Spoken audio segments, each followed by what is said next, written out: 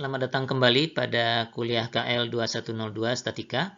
Kali ini kita akan membahas dua sifat dari vektor gaya yang akan kita gunakan selama kuliah statika ini, yaitu sliding vector dan fixed vector. Sejauh ini kita masih menganggap vektor gaya sebagai vektor bebas, tidak bekerja pada body atau struktur, dan dapat dipindah-pindahkan kemanapun, misalnya pada saat menjumlahkan vektor.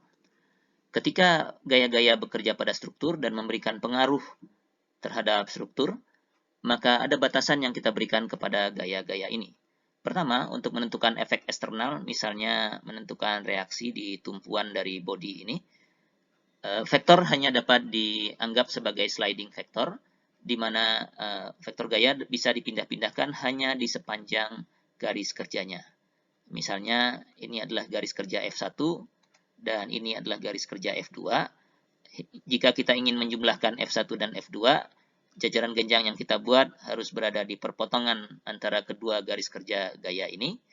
Jadi F1 kita pindahkan ke sini dan F2 kita pindahkan ke sana, sehingga kita bisa membuat jajaran genjangnya dan mendapatkan vektor F1 tambah F2. Hasil penjumlahan vektor ini pun bisa kita pindahkan di sepanjang garis kerjanya di sini, dan kita taruh di sini misalnya. Sistem ini kita anggap ekivalen dengan sistem sebelumnya di mana F1 dan F2 belum dijumlahkan, dan efek eksternal yang dihasilkannya akan sama.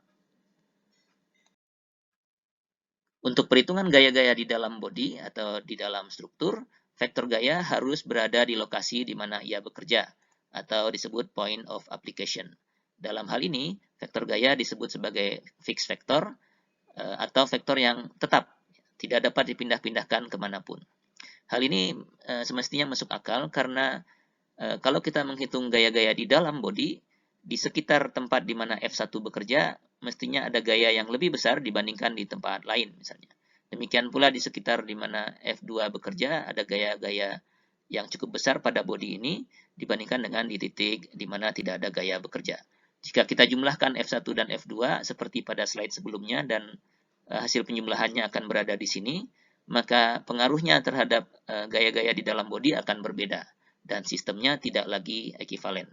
Oleh karena itu, kalau kita nanti akan menghitung atau menentukan gaya-gaya di dalam body akibat beban yang bekerja di luar, semua vektor gaya yang ada di luar ini harus kita anggap sebagai fixed vector dan hanya bekerja pada titik di mana dia bekerja dan tidak boleh dipindah-pindahkan.